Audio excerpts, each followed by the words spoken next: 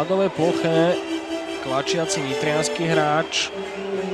Za úder do hlavy a krku si pôjde sadnúť na trestnú lavicu.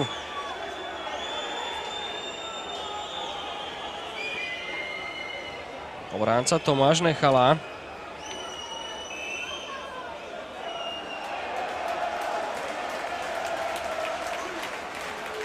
Otrasený Tománek a je tam trest aj do konca stretnutia.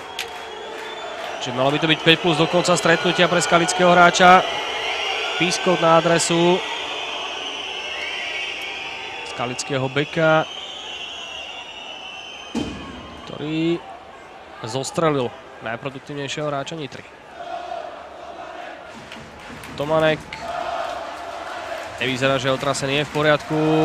Je tam aj krv v tvári domáceho borca.